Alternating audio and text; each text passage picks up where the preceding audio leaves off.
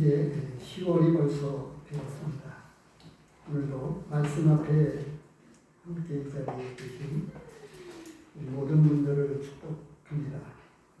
선생님을 축복하고 교인들을 축복합니다. 오늘 마태복음 5장 13절에서 20절까지의 말씀입니다. 길지 않은 구절인데요. 이 구절 말씀을 같이 읽도록 하겠습니다. 13절에서 20절까지의 말씀입니다. 너희는 세상의 소금이니 소금이 만일 그 맛을 잃으면 무엇으로 짜게 하리요? 후에는 아무 쓸데없어 다만 밖에 버려져 사람에게 밟힐 뿐입니다. 너희는 세상의 빛이라. 산 위에 있는 동네가 숨겨지지 못할 것이요 사람이 등불을 켜서 날 아래 두지 아니하고 등경 위에 두나니 이러므로 지방 모든 사람에게 비칩니다. 이같이 너희 빛이 사람 앞에 비치게 하려 그들로 너희 착한 행실을 보고 하늘에 계신 너희 아버지께 영광을 돌리게 하라. 내가 율법이나 선지자를 폐하러 온 줄로 생각하지 말라. 폐하러 온 것이 아니요 완전하게 하려 함이라. 진실로 너희에게 이르노니 천지가 없어지기 전에는 율법의 1.1획도 결코 없어지지 아니하고 다 이루리라. 그러므로 누구든지 이 계명 중에 지극히 작은 것 하나라도 버리고 또 그같이 사람을 가르치는 자는 천국에서 지극히 작다의 거름을 받을 것이요 누구든지 이를 행하며 가르치는 자는 크다 일컬음을 받으리라. 내가 너희에게 이르노니 너희의 의가 서기관과 바리새인보다 더 낫지 못하면 결코 천국에 들어가지 못하리라. 오늘 마태복음 5장 13절에서 20절 말씀을 가지고 당신은 누구입니까? 라고 하는 제목으로 이 말씀을 같이 나누겠습니다. 제가 그 주보를 가지고 계시면 제가 주보에 문제를 만들어 놨습니다. 그리고 되도록이면 그 주보에 있는 그 가로 안에 답을 적어 보시기 바랍니다. 나는 누구입니다. 답을 아무도 줄 수가 없습니다. 자신이 내리는 그 답이 정답입니다. 자기 이름을 쓰거나 또 교회 안에서 흔히 통용되어지는 교회 직분, 나는 장로입니다. 나는 집사입니다. 이런 거 말고요. 옛날에 그 어렴풋하게 기억나는 거는 당신은 누구입니까? 라고 하는 아마 그 게임하면서 놀이하면서 했던 그 기억이 어렴풋이 납니다. 당신은 누구입니까? 나는 누구입니다. 그때 이제 하면서 자기 이름을 밝히지만 지금 이 자리에서 자기 이름 말고요. 내 존재 가치, 나라고 하는 존재가 누구냐? 라고 하는 거를 한번 적어보십시오. 우리 모두를 위해서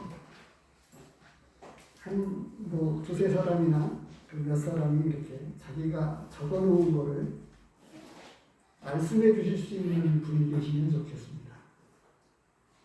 나는 누구입니다.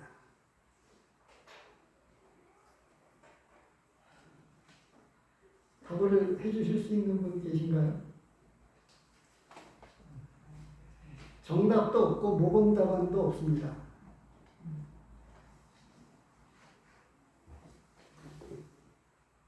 당신은 누구입니까? 나는 그리스도인입니다. 네. 그리스도인은 세상의 소금입니다. 그리스도인은 세상의 빛입니다. 네. 넓은 의미에서 그리스도인입니다 라고 하는 것도 정답이지요. 자신이 내리는 답이 답입니다.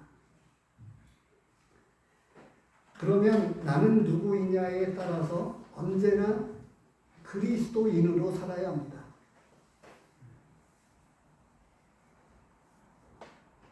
직장에서도 나라고 하는 존재를 잃지 않아야 합니다. 나는 직장인으로 직장에서 가지고 있는 직급과 신분이 있죠.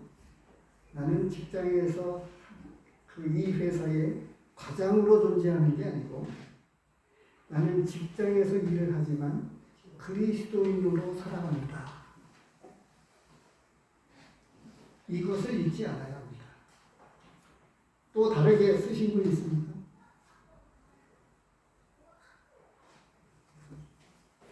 나는 예배자입니다. 이렇게 쓸 수도 있겠죠. 나는 전도자입니다.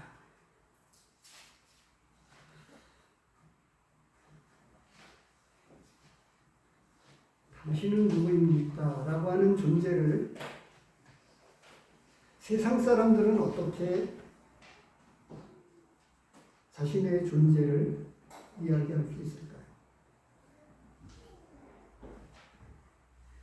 믿지 않는 사람들에게는 이 자신의 존재를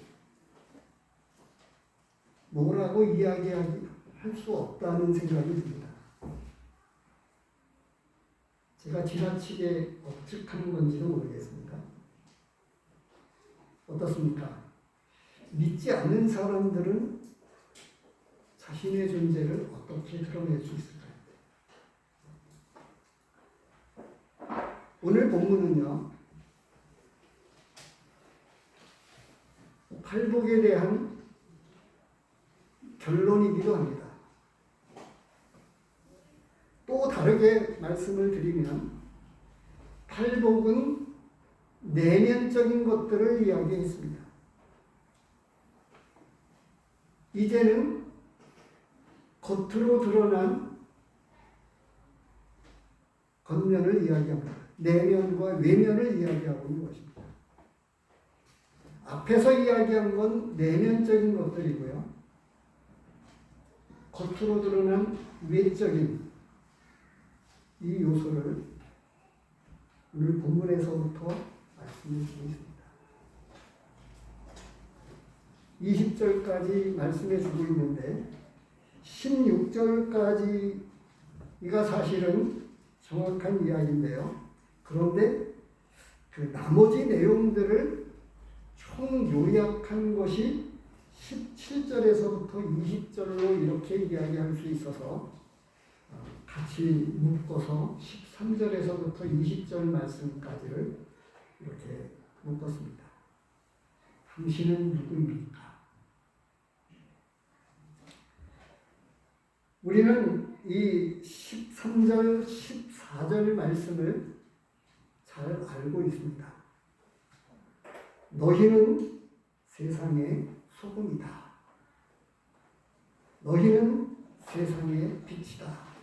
이렇게 말씀해 주고 있습니다. 저는 이것을 각자가 정의를 내린 대신에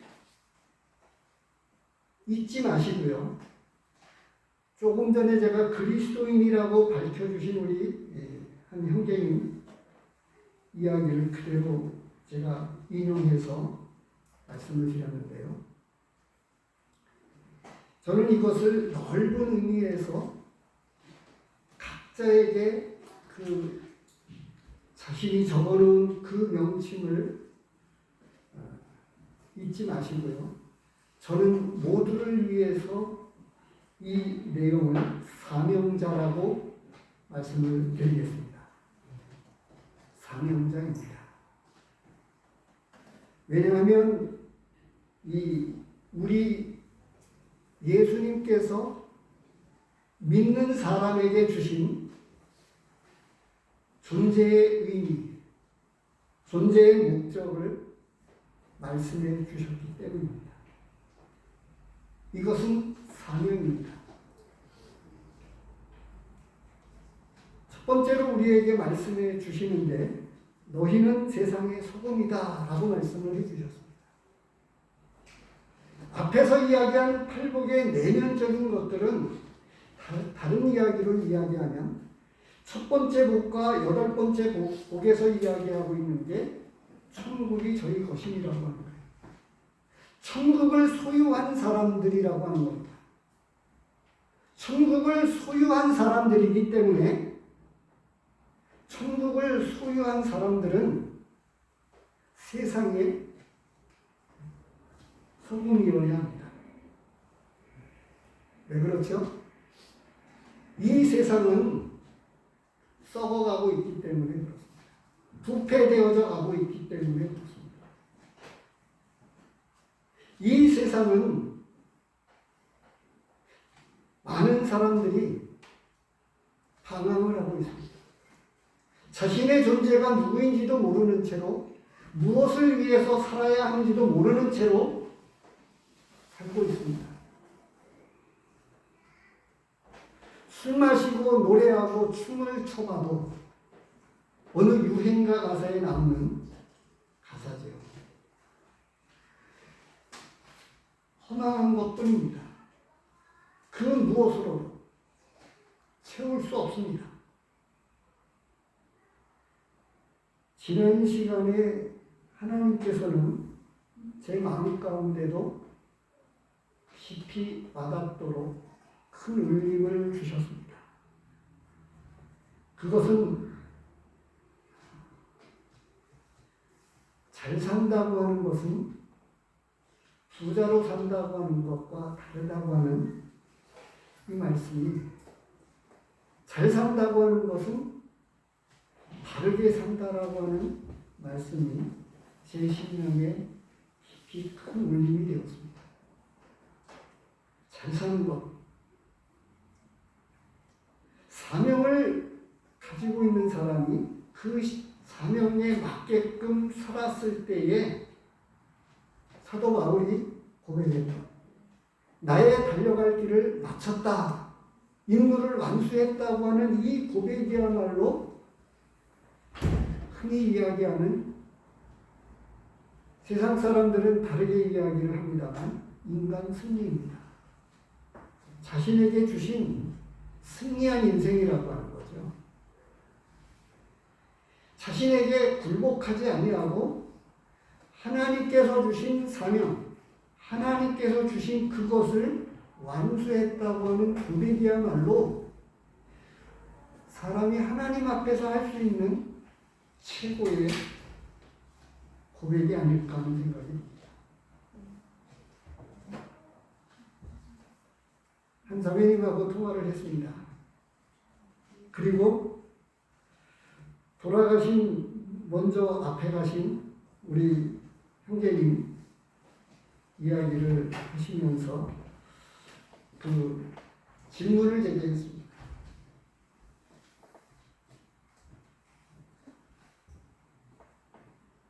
믿지 않는 사람들이 죽고 나면, 돌아가시고 나면 무엇을 이야기하죠? 말씀에 나와 있죠. 하나님을 알지 못하고 예수님을 믿지 않는 내 형제 다섯이 있으니, 아직 몇 사람이 있으니까 그들에게는 이 지옥에 오지 않게 해주십시오 라고 하는 끊임없는 메시지를 던지고 있다고 하는 거예요. 성도들은 무엇을 이야기할까요? 내가 완수하지 못한, 내가 좀 더 힘썼어야 했을 그 사명을 내가 다 하지 못했다. 그 이야기를 하지 않겠습니까?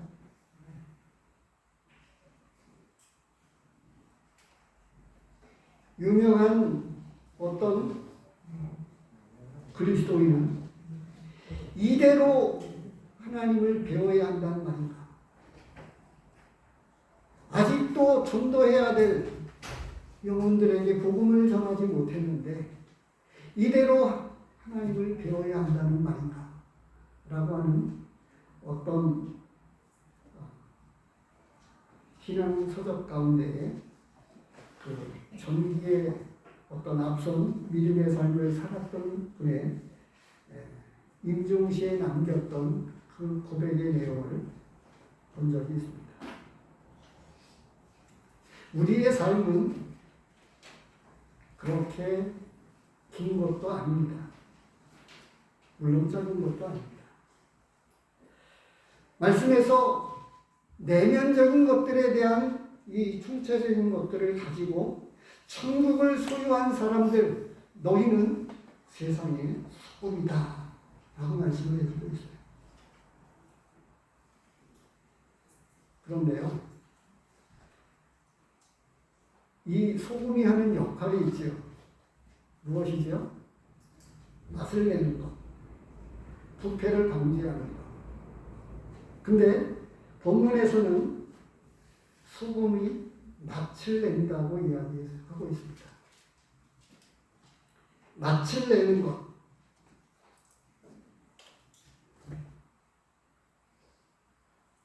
천국을 소유한 사람들에게는요, 세상이 감당할 수 없는 것이 있기 때문에 세상이 천국을 담지 못합니다. 담아낼 수가 없습니다. 아니, 세상과 천국은 전혀 다릅니다. 그래서 이 천국을 소유한 사람만이 가지고 있는 그 무엇인가가 있습니다. 그런데 많은 사람들이요, 이 17절 이후에 나오고 있는 바리새인들과 서기관들에 대한 이야기가 나옵니다만, 그와 같은 종교적인 무엇인가의 행위에 의식적인 삶을 살아간다고 합니다. 종교 없는 사람들도 있지만 얼마나 많은 사람들이 종교를 소중하게 여기고 있습니다.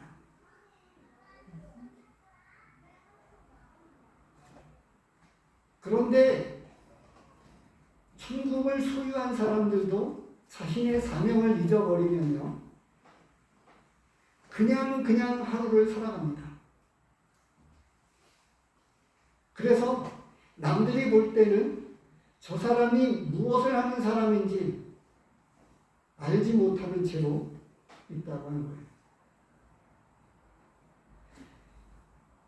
세상에서 만나는 모든 사람들이요, 내가 지금 명제를 내린 나는 누구입니다 라고 하는 그 일에 대해서 믿지 않는, 세상에서 사람들이 나를 바라보는 거기에 맞게 그 사람들은 나를 알아볼 수 있어야 합니다. 그렇지 않습니까? 그런데 세상 사람들은 나를 누구라고 볼 수 있을까요? 근데 여기서 중요한 이 우리에게 주신 사명, 세상의 소금이다 라고 말씀을 해주시고 있는데요, 맛을 내는 데에는 무엇이 있어야 되냐면 소금이 녹아져야 한다고 합니다. 소금은 결정입니다. 이게 녹아져야 됩니다. 녹아지지 않으면 부패를 방지할 수 없고요, 녹아지지 않으면 맛을 낼 수가 없습니다. 녹는다고 하는 것, 자신의 모든 것을 풀어내는 것입니다. 완전히 녹아내야, 녹혀야 간을 냅니다. 저도 그렇게 음식에 대한 그런 것들을 별반 가리지는 않는데요, 때때로 소금이 부족해서 간이 안 맞아가지고 맛을 못 느낀 적이 있어요. 근데 제가 이렇게 말씀을 드리는 것보다 또 하나는 뭐냐면, 이만큼 소금을 넣었으면 이제 내 입맛에 맞는 적당한 간이 되겠구나라고 생각을 했는데요, 소금이 완전히 녹지 않았던 거예요. 그래서 한 모금 떠보고 맛을 보니까 싱겁더라고요. 다시 조금을 더 넣었어요. 그러니까 처음에는 그 간이 맞는 것 같았어요. 시간이 흐르고 나니까 조금 지나고 나니까 뭐냐면 짜더라고요. 뭐죠? 완전히 녹아지지 않은 소금이 있었던 거예요.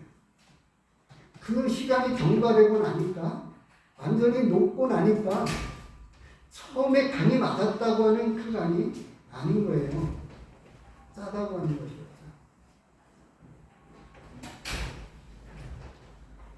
우리가 녹아지면 세상 사람들은 알게 되어집니다. 내가 소금이라고 하는 사실을 내가 녹아져야 세상 사람들이 나를 안다고 하는 거예요. 녹아지지 않으면 그 존재 그것만으로는 아무것도 아닌 것입니다. 말씀에 뭐라고 이야기하고 있죠? 만일 그 맛을 잃으면 무엇으로 짜게 하리요? 후에는 아무 쓸데없어 다만 밖에 버려져 사람에게 밟힐 뿐이다. 소금이 그 안에 아무런 간이 없다면 짠맛을 내는 그것을 잃어버렸다고 하면 소금은 그냥 돌덩어리도 아닌 것이 쓸데없는 것이 됩니다. 이게 오늘 저에게도 우리 모두에게 주시는 하나님의 메시지입니다. 소금은 녹아져서 맛을 내서 그렇게 해야 합니다. 그래서 오늘날 우리나라가 하나님께 큰 은혜를 입은 민족입니다. 구약에 나오고 있는 이스라엘 민족, 선택된 하나님의 백성 유대인들은 얼마나 구약 성경은 또 다르게 제가 언젠가도 말씀을 드렸듯이 구약 성경은 유대 이스라엘 민족에 대한 역사 이야기입니다. 왕들의 이야기가 있고요. 선지자들, 하나님께서, 왜냐하면 신정국가였기 때문에 하나님께서 다스리시고 통치하시는 국가였기 때문에 이스라엘 백성들 가운데 하나님께서 보내신 제사장, 선지자들을 통해서 말씀하신 그런 내용들이 좀 중요하게 다루어져 있습니다. 그런데 그 맛을 잃어버린 수많은 사람들이 구약에도 바로 20절에서 이야기하고 있는 바리새인들과 서기관들이었습니다. 겉으로는 하나님을 잘 믿는 종교 지도자들이었습니다. 근데 그들에게는 진짜가 없었어요.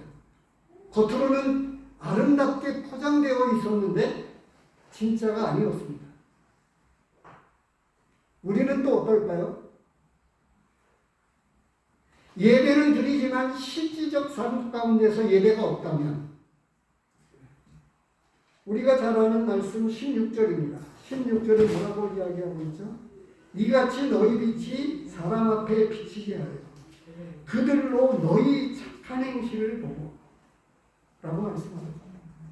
너희 착한 행실을 통해서 하나님께 영광을 돌려야 된다라고 말씀을 해주고 있는 거예요. 두 가지 다 해당되어지는 거죠. 그래서 제가는 이 3번의 문제의 이 답을 이렇게 적으시면 좋겠어요. 행동하는 삶으로 하나님께 영광을 돌리는 예배자입니다. 이게 세 번째 이야기입니다. 그래서 이 첫 번째에서 말씀해주고 있는 이 소금은 만약에 이 세상에 소금이 없다고 생각을 해보십시오. 우리나라 사람들만큼이나 이 먹는 것을 중요하게 생각하는 사람이 또 있을까요? 우리는 먹는 것으로 시작해서 먹는 것으로 마칩니다. 일어날 때 아침 먹었느냐고 인사를 하고요. 저녁에도. 그래서 얼마나 먹는 것을 중요하게 생각해 왔는지 그만큼 배를 돌아왔기 때문에 그럴 수도 있습니다. 그런데 어느 민족만큼보다 앞서서 이 음식 문화, 선도적 역할을 해왔습니다. 외국에서 이야기하면 닭고기도 우리나라 사람들만큼 닭 하나를 가지고 세상 모든 민족, 모든 사람들이 닭고기를 즐겨 먹습니다. 그런데 우리나라 사람만큼이나 닭을 요리해서 먹는 사람들이 그렇게 많지 않습니다. 맞지요? 그래서 한국에 와서 먹는 이 치킨은 특별하다고 이야기를 하고 한국의 치킨은 인기가 있습니다. 다양한 맛을 그것도 배달시켜서 언제 어디서나 아무 곳에서나 먹을 수 있기 때문입니다. 말씀은 우리에게 뭐라고 말씀을 해주고 있느냐 하면 나는 세상의 소금입니다. 소금이 되어야 한다라고 말씀을 하고 있는 게 아니고요. 소금이라고 말씀을 하고 있습니다. 소금이 아닌데 소금이 되라고 말씀하면 말이 안 되잖아요. 천국을 소유한 사람은 이미 소금입니다. 그래서 이 영적인 놀라운 부흥이 영국에 일어났을 때에 어떤 일들이 일어났는지 아십니까? 술집이 문을 닫았습니다. 극장이 문을 닫았습니다. 참된 영적인 부흥이 영국에 일어났을 때에 그래서 그 사회가 영국이라고 하는 그 나라 전체가 바뀌었습니다.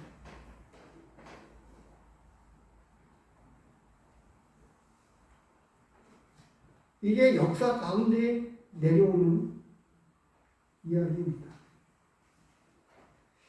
미국으로 건너간 이 청교도 신앙을 가진 그 미국 지도를 가지고 바이블 루트라든가 하든가요 해가지고 치면 빨갛게 이 청교도 신앙을 가지고 있는 그 주들이 빨갛게 표시되어 있는 주가 나오더라고요. 제가 오늘 말씀을 보다가 그것을 보게 되었는데 우리가 잘 아는 대로 하나님을 믿는 나라와 민족이 하나님께서 축복해 주셔서 잘 살았습니다. 지금도 잘 살고 있습니다. 그 뿌리는 믿는 사람들이 하나님 앞에 바르게 살아가면서 하나님께서 당신의 사람들을 축복해 주시니까 그들을 통해서 역사하셔서 그 민족이, 그 나라가 잘 살게 되었습니다. 우리나라가 그랬습니다. 잊지 마십시오.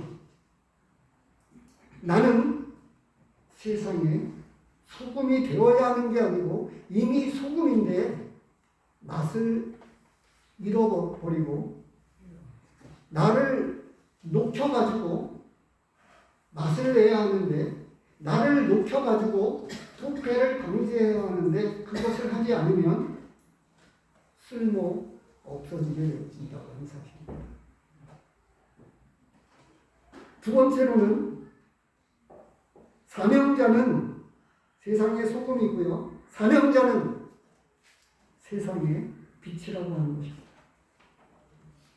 빛이 되라고 말씀하시지 않았습니다. 이미 빛입니다. 에베소서 5장 8절에는 이렇게 기록이 되어 있습니다. 너희가 전에는 어둠이더니 이제는 주 안에서 빛이라. 빛의 자녀들처럼 행하라. 빛의 자녀다웁게 행하라 라고 하는 말씀입니다. 처럼 이야기하면, 처럼이라고 이렇게 이야기하면 빛의 자녀가 아닌데 빛의 자녀처럼 이렇게 이야기하는 것 같아서 다웁게라고 하는 말을 제가 표현했습니다. 요한복음 8장 말씀을 잠시 보겠습니다.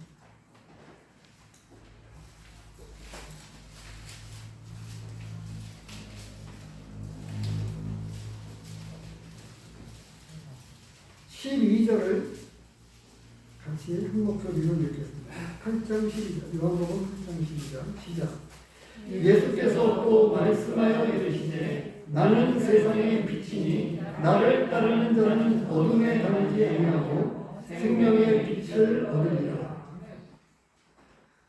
예수님이 세상의 빛이셨어요. 그런데 우리를 동일하게 세상의 빛이라고 말씀하고 있어요. 적절한 표현인지는 모르겠습니다만 예수님은 큰 빛이셨고요. 우리는 작은 빛입니다.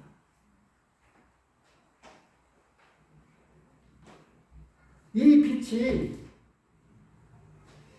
형광등을 옛날 말로 우리가 어려울 때 문명사회를 이렇게 되기 전에 번역을 했기 때문에 등경 위에 등한이라고 이렇게 되어 있는데 이 앞에 있는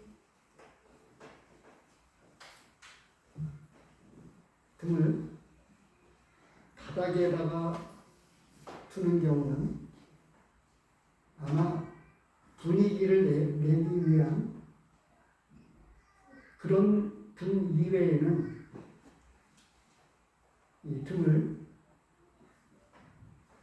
아래에다가 두는 사람은 없을 것입니다. 그래서 세번역에는 대박인가요? 이렇게 조금 쉽게 표현을 대박 안에 두지 않는다 이렇게 표현이 되어 있더라고요. 우리 보고 다시 본문으로 돌아오면 나를 따르는 자는 어둠에 다니지 아니한다.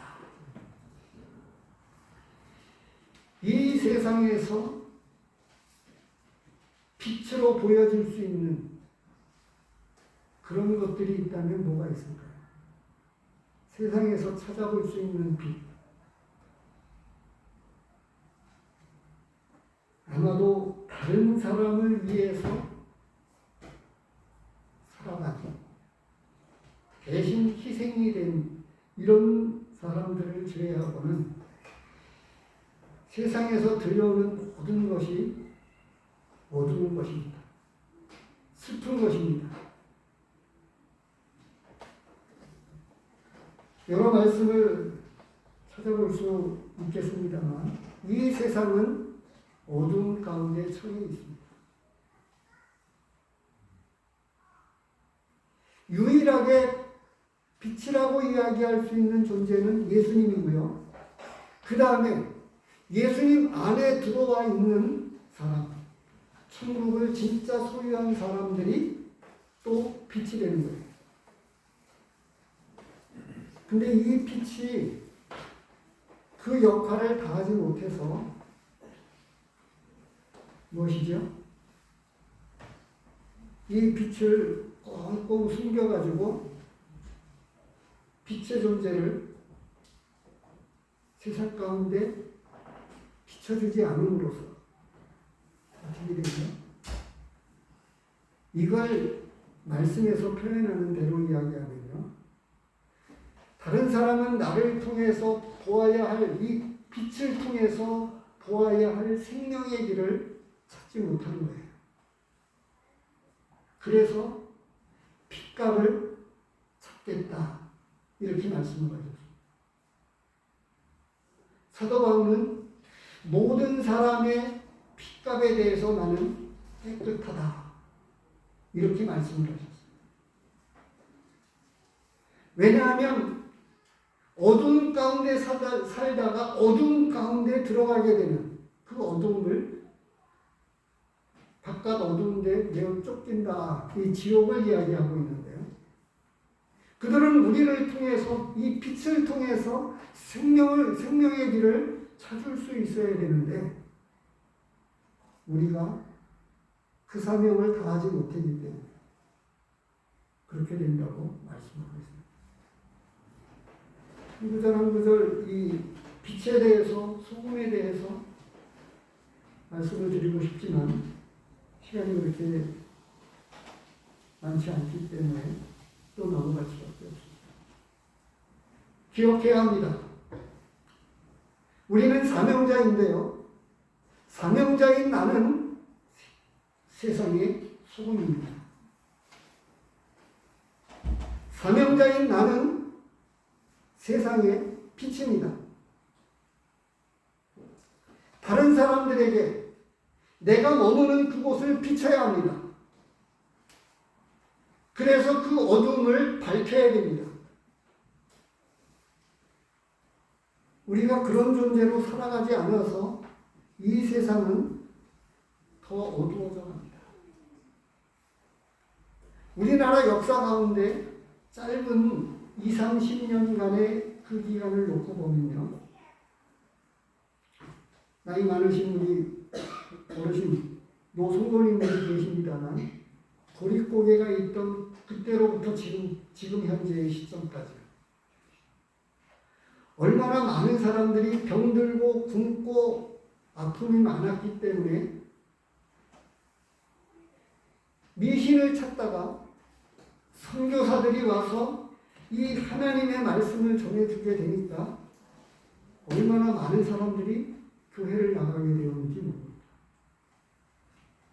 그리고 말씀해 보니까 기도하면 하나님께서 들어주신다더라 라고 하는 이야기를 듣고 얼마나 많은 사람들이 기도원에 가서 부르짖었는지 모릅니다. 그 결과로 문맹 퇴치가 일어나고 많은 사람들이 기도하고 하나님을 찾으면서 우리나라는 결론적으로 잘 살게 되었어요. 그런데 문제는 기도응답을 받고 이제 배가 부르고 나니까 하나님을 잊어버렸다고 합니다. 그리고 나서 이 세상은 지금 우리나라는 얼마나 많이 악해졌는지 모릅니다. 지난주에 다 마치고 식사를 하면서 쾌어 축제 이야기가 나왔습니다. 동성애자들의 축제, 쾌어 축제가 있었는데요. 대구에서 있었습니다. 그런데 경산중앙교회라고 하는 교회였다고 제가 들은 걸로 기억합니다. 맞나요? 경산중앙교회 성도님들이 쾌어 축제에 반대 시위를 나가가지고 그 현장에 그 축제하고 있는 장소로 신고된 그 장소에 가서 들어 누웠다고 하는 이야기를 들었어요. 그래서 이 쾌어 축제는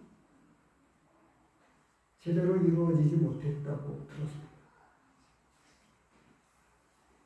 용기 있는 소수의 사람들, 목사님도 대단하고요. 그 들어 누웠던 수많은 성도들의 피땀으로 수고로 이 쾌어 축제는 이루어지지 않았습니다. 동성애는 지금 세계 곳곳에 합법화되어져 가고 있어요. 그것을 많은 사람들이 잘못된 것을 알지만 다른 목소리를 내지 못하고 있습니다. 심지어는 우리나라의 지도자들이라고 이야기할 수 있는 법을 세우는 사람들조차가 어떻게 되어지죠? 합법화시켰습니다. 이제 조금만 더 나아가면 하나님의 말씀을 함부로 전할 수 없게 된다고 하는 이야기가 공공연하게 나오고 있는 중에 있습니다. 잊지 않아야 합니다. 나는 세상의 빛이라고 하는 이 사명을 기억해야 합니다. 반드시 이 사명을 완수해야만 우리는 하나님 앞에 칭찬받을 수가 있어요. 안 그러면 한없는 부끄러움을 우리는 당하게 될 것입니다. 그 이후에 17절에서부터 20절까지의 말씀을 가지고 이야기할 때 언제나 이 초기 기독교는 유대인들 가운데에 진짜를 발견한 예수님을 진짜 만난 이 진짜 천국을 소유한 사람들이 조상적부터 섬겨오던 그 허울뿐인 신앙이 아닌 참 신앙이 무엇인지를 알았던 거예요. 그래서 예수님께서도 말씀하셨습니다. 내가 율법이나 선지자들을 폐하러 온 줄로 생각하지 마라. 이렇게 말씀하셨어요. 신앙을 이야기할 때 율법을 빼놓을 수가 없는 거예요. 신앙을 이야기할 때 한마디로 이야기하면 그것은 율법이었습니다. 지금도 우리는 이 복음적인 교회와 이 참된 천국을 소유한 진짜 하나님의 자녀들이 알아야 되는 것이 있습니다. 율법을 많은 이 천국을 소유한 사람들이요, 이 율법을 어떻게 생각을 하냐면 무시하고 외면하고 상관하지 않고 있습니다. 제가 말씀드린 이 표현이 맞나요? 어떻습니까? 율법은 천국을 소유한 사람들에게는 상관이 없다. 별로 이렇게 생각을 하고 있는 것 같다. 근데 당시에 이 서기관과 바리새인들은 율법을 어떻게 생각했죠? 생명처럼 여겼습니다.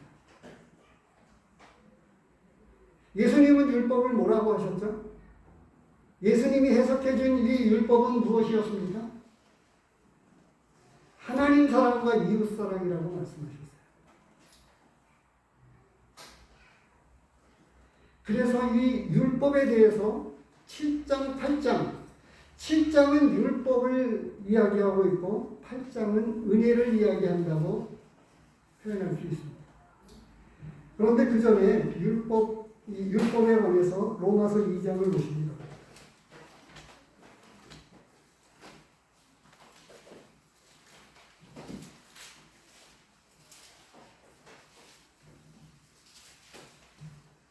이 장 28절 말씀을 보겠습니다. 무릇 표면적 유대인이 유대인이 아니요 표면적 육신의 할례가 할례가 아니.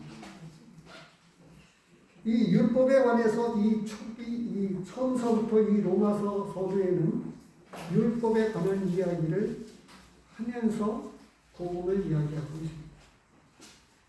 복음과 율법은 관계가 깊습니다. 그래서 이 갈라디아서에서는 그렇게 이야기를 하죠. 율법은 행하여야 된다라고 이야기하고 있는 거예요. 그런데 율법을 행하여야만 구원을 얻는다라고 이야기를 하면 율법과 복음은 혼재되어 있는 거고 진정한 복음을 알지 못하게 됩니다. 그런데 율법은 넓은 의미에서 좁은 의미에서도 율법을 통해서 구원받고자 하면 안 되지만 그것 빼고요. 그것 말고는 율법은 로마서에서도 이야기합니다만 율법은 거룩한 것이고 하나님께서 주신 것입니다. 그래서 지금 이 17절에서 예수님께서 하신 말씀이 제자들에게 폐허로운 집 온 줄로 생각하지 말라. 완성하러 왔다. 이렇게 말씀합니다. 율법을 깊이 들어가면 몽합선생이 되어서 우리를 그리스도 앞으로 인도하게 됩니다. 율법은 우리가 누구인지, 내가 누구인지를 깨닫게 만드는 거예요. 죄인 것을 깨닫게 만드는 것이 율법입니다.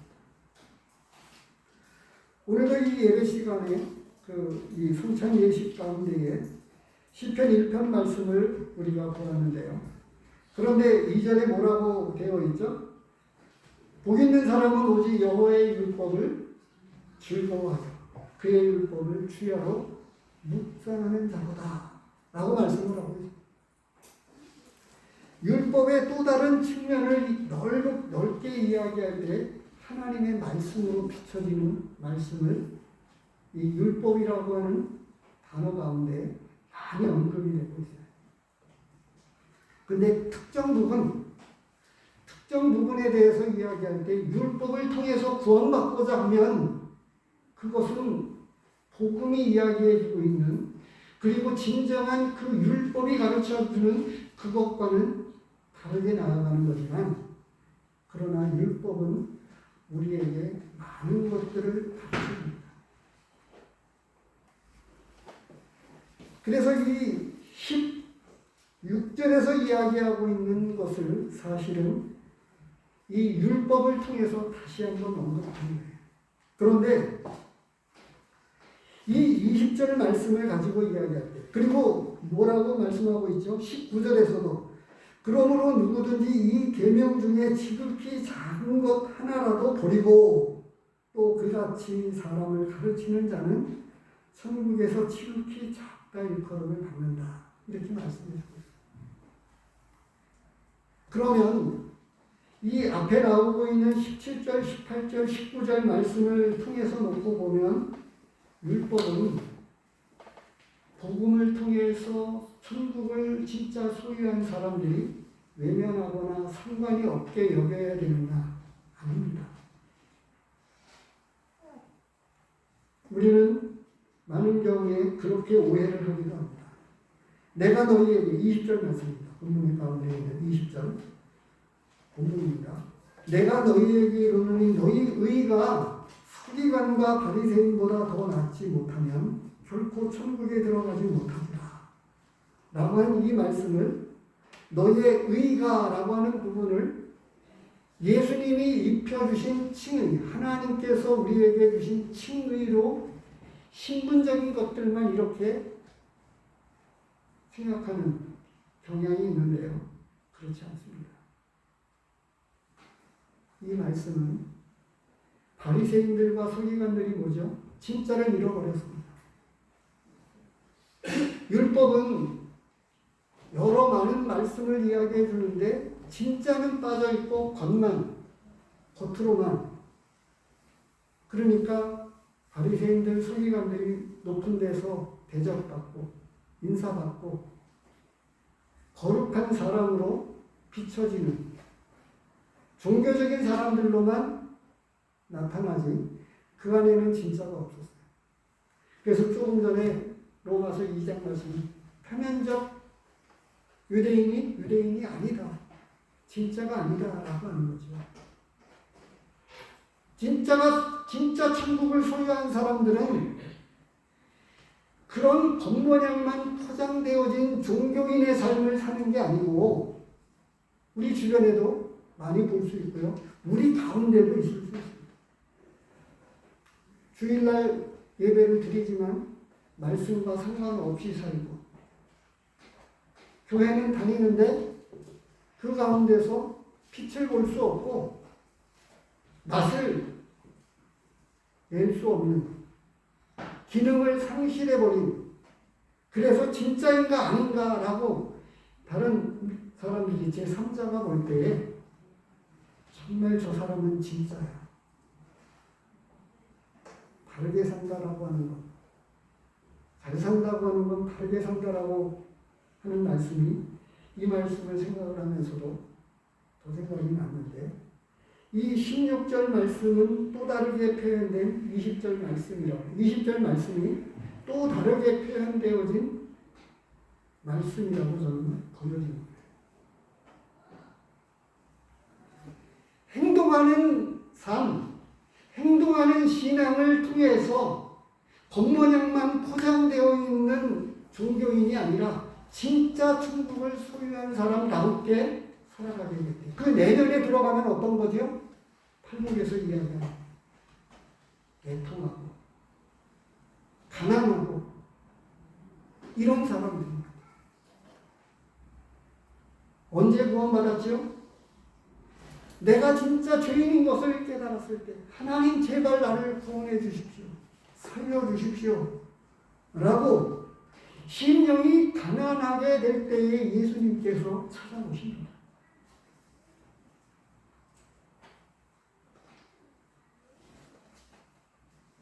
그래서 오늘 말씀은 우리에게 사명을 일깨워 줍니다. 내가 누구인지를 주님은 말씀하고 계십니다. 사명자인 나는 세상의 소금입니다. 사명자인 나는 세상의 빛입니다. 사명자인 나는 행동하는 삶으로 하나님께 영광을 돌리는 예배자라고 하는 사실을 잊지 마십시오. 나는 예배자입니다라고 하는 찬송 가사를 보면 나는 언제 어느 곳에서나 예배하는 예배자입니다. 가사가 그렇게 되어 있죠. 하나님께 영광을 돌리는 것은요, 감사하는 그 한마디가 예배 시간에 올려드렸던 하나님께 감사합니다라고 하는 그 감사가 진짜가 되려고 하면요, 열매로 나타나야 됩니다. 어떻게요? 빛으로, 소금으로, 착한 행실로 나타나야 한다고 말씀은 저에게, 우리 모두에게 말씀해주고 있다고 하는 사실을 잊지 마십시오. 기도하겠습니다.